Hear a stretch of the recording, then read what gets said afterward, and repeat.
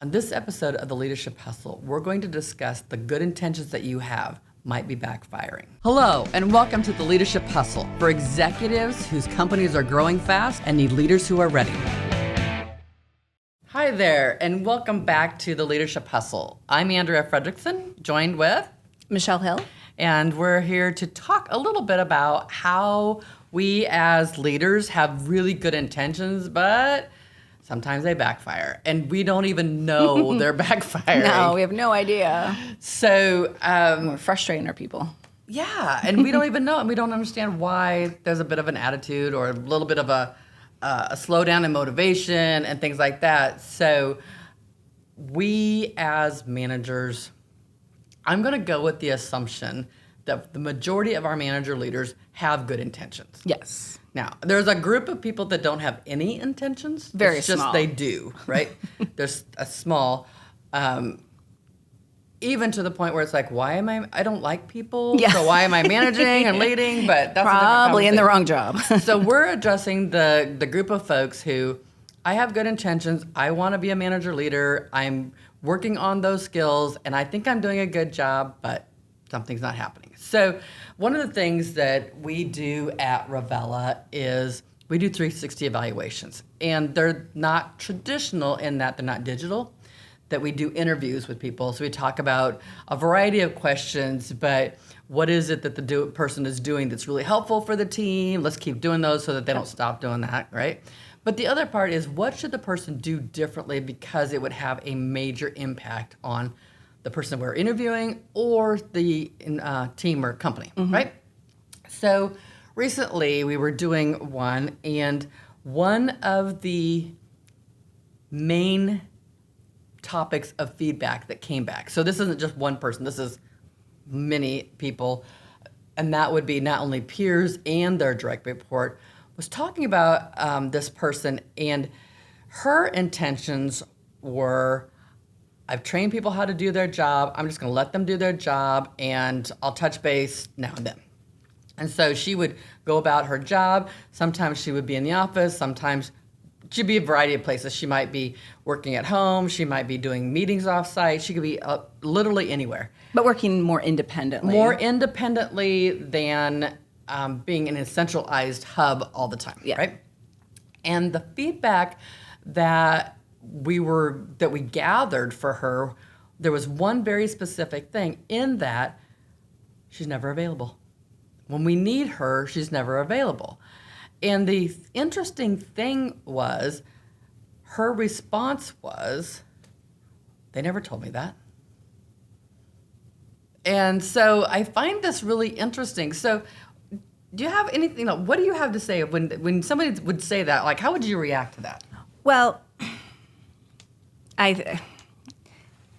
always, for the most part, whatever my needs are, I assume are your needs, right? Human to human to, yeah, I need these things. So how I like to work in this environment, in her case, she probably likes independence. She probably wants to give me something, I'm gonna be really good at it, I'm gonna go do it, just leave me the hell alone kind of person, right? Yep. And that's great. And you may manage some people that those are their needs as well.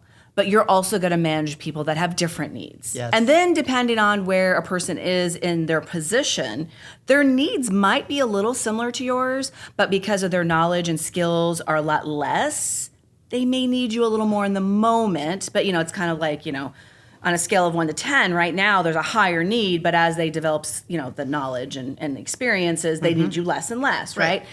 So you can't manage everyone just how you want to be managed. Yep. And that happens a lot. People will... Good intentions, but I want freedom, so I'm going to give you freedom. I'm not going to bother you. I'm going to let you do it yourself because that's what I want. And that's where we're not connecting with our people to find out what they need. What are their psychological needs? What's important to them, right? And it happens all the time. Right.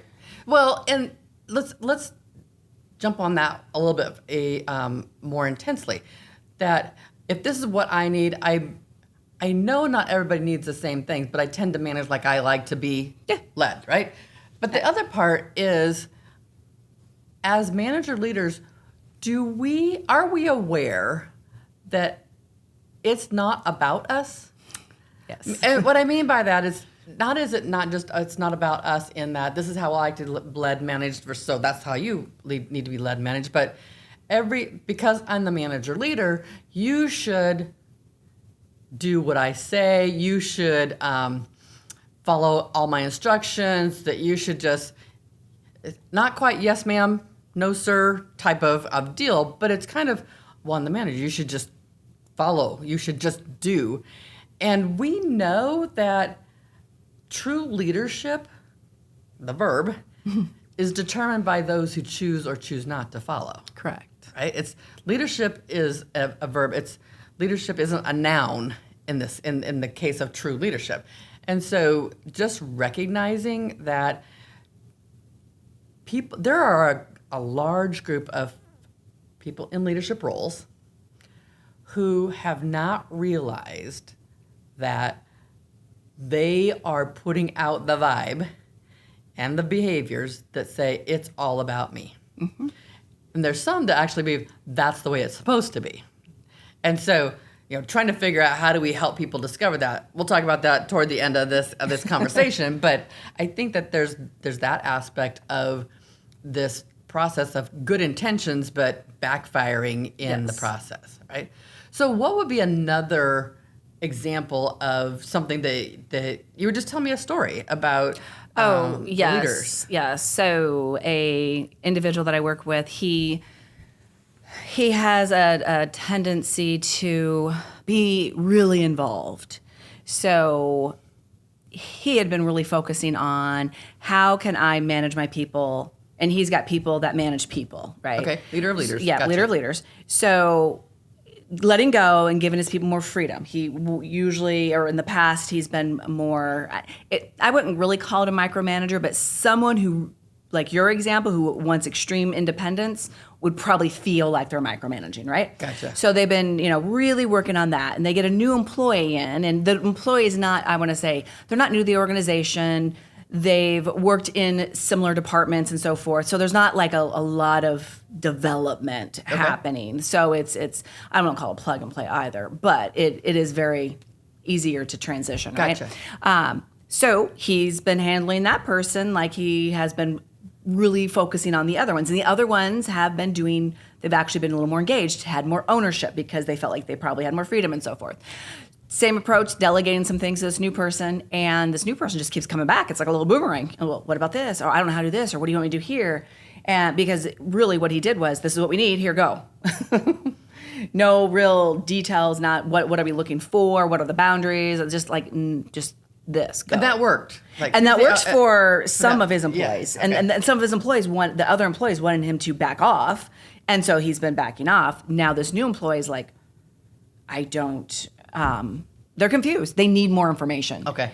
And so that's where it's the different needs, right? And so it's recognizing, yes, you have some people that you're going to help them be more successful by giving them the expectation, making sure there's clarity in that, but letting them it's kind of like, is it a process or a preference, right? We use that a lot. Yes. And if it's a process, then you do need to talk about it. But if it's a preference, then let them have freedom to get to that results. And then you're going to have some employees that you might want to just kind of sit down and let's talk about this is what we want to do. How do you want to handle that? What are the steps? Why don't you break out a plan? We'll talk through it. They need more security. They need more of that. What does that plan look like? And they don't want to fail. They don't want to fail you either. And so let's just make sure that we're more in line. And literally today they were like, right. Yeah, So, it's like, I need to go back a little bit how I was, it's that. For that person. For that person, yes. And I think that's the distinguishing issue, is that we get into a habit of, here's what our team's like, they're cranking on all cylinders, everything's working great, you figure that out, you bring in a new person, and now something's going on, and it's like, but we didn't ask them. Correct. How do you best learn? Yes. Right? Yes. So we've had people in our office where they literally sat in the same basic workspace, and one would, if you ask them, so how do you best learn? Show me step by step. I will take notes. Let me play with it. If I have questions, I'll let you know after that. Yeah. Okay? The other person would be, tell me what the outcome is. Are there any boundaries? Let me figure it out. And then if I have questions, we'll do this. Yes. Those are very different styles. And we attribute things like, oh, I know this person or I like this person, so they must do it the way whatever it is that I'm doing it, and not individually not identifying what their individual needs are. Correct. Can backfire because Yeah. treat everybody the same, whichever way it is, but we're treating everybody the same. And we know that doesn't work, but we don't always realize like, oh, I was doing that. Correct. And that's the blind blind spots. right? Yep. So good intentions, just Yeah. a little bit of a blind spot. So I think the other one is that we see often is that person, good intentions. I want to make sure people are successful. I want to make sure everything's okay. And they are involved in everything. So I'm not going to say that they're micromanaging, but they're right up on that line, right? Yeah. And so they're Does it look more caring? I think that there's how's it going? Any questions? How's it going? Any questions? They overthink everything, in this case, and I'm exaggerating when I say everything, but they're, okay, this person does this, so if they turn right, I need to turn right. If they turn left, I need to turn left. If they show up at 7 o'clock, I need to be here at 6:45. It's like, wait a second. We're overthinking things, and we're planning for things that we think might happen versus let's talk to the person about, let's plan this together, or let's work out a system to make this happen, because that manager leader who's so caring, Yeah. right, is wasting energy, maybe stressing, maybe not attending to something else that's higher priority or higher payoff for Yes. them to be doing, under the notion of let me make sure everything's gonna be perfect. Now, backside of this is if people don't struggle a little bit, it's harder for them to learn. Yes. If I just spoon feed you every single thing that you do, there's no challenge. And I think you were talking about this in one of our more recent episodes that Wiley was talking about. We managers are really busy. I mean, I don't want to just say unproductive, but there's a lot on our plate, and so we're feeling a bit overwhelmed, and we're not moving things and challenging our employees. But research is saying our managers want more challenge. Yeah. Our people want more stuff. They want to learn more. They want to be challenged. Right. But we think we're over challenging them. We think they're too stressed. So what might be some things that we could give our audience that would be, if you hear yourself saying, or if you start noticing yourself doing, that might be, that's your sign that you're not necessarily helping your employees, you're actually, their intentions are backfiring. Like Yes. what might be some of those? Well, things? I think, one, we make excuses for them. Oh, good one. And now we have to be listening to ourselves or have someone in there that is either, that's when you hear me making excuses for someone, I don't care how legit that excuse is, you need to call me out, because there might be a buildup here, right? Right. Where I'm more in protect mode, versus really looking it through a lens as least biased as possible kind of thing. Yes, So. yes. I think that there's also blaming an employee or other group. Or other groups. So like the story of the beginning is like, well, they never told me. Are you sure they never told you? They may not have come out and said, Michelle, you Yes. are not, you're not in the office, or whatever that happens to be, versus like, oh, you're not going to be there. Oh, I guess I'll figure it out, right? Yeah. Or your email is full of questions that now, literally could have taken 3 seconds on a phone call, Yeah. or a minute on a phone call, rather than answering 5 or going back and forth with people, right? And rather than picking up the phone.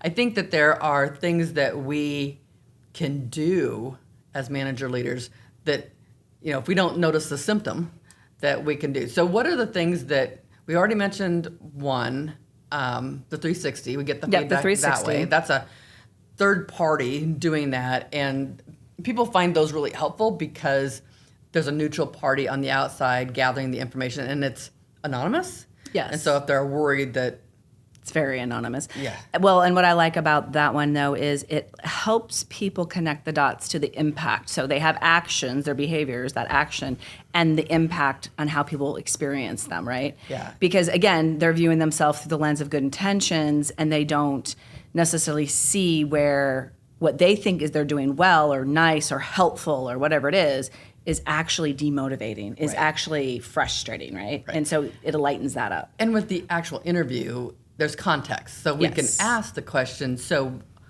is there a certain pattern of when that happens, or a certain time they do that, or something like that, versus does this person communicate well? Sometimes. That really doesn't mean anything, Correct. right? Yeah, what does that mean? And so what would be another... I would say the second, self-awareness, and the reason I'm calling it developing self-awareness and awareness of others, right? Which is the whole psychological needs. What are your needs and preferences versus what are other people's? What do they need, right? And the better we can become aware of ourselves and our preferences versus someone else's, it really helps us understand how I can adjust just a little bit, little tweaks on making sure that, hey, I know they want some freedom, so I'm going to limit myself here. I know they want more information, so I'm going to spend a little more time with them, right? Good.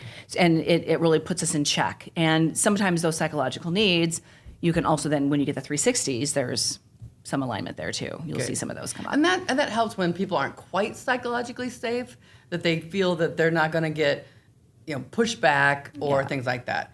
I think the other one that I like, and if we can get people, if we can help our coworkers and employees feel psychologically safe, that when we ask a question that they feel like they're not going to be defensive or anything like that, but just literally during people's one-on-ones, what do you need from me that I'm not giving you? Yes. What would you like me to do differently because it would help you do your job better? Yes. Is there something that's preventing you from filling in the blank, right? So I think that the one-on-ones, the awareness, right? People telling you what they need, but asking people for what they need is a big one, and not making the assumptions of what's going on. Correct. I literally do not think most of our managers are trying to do something harmful. I think people are really trying hard to be the best that they can be.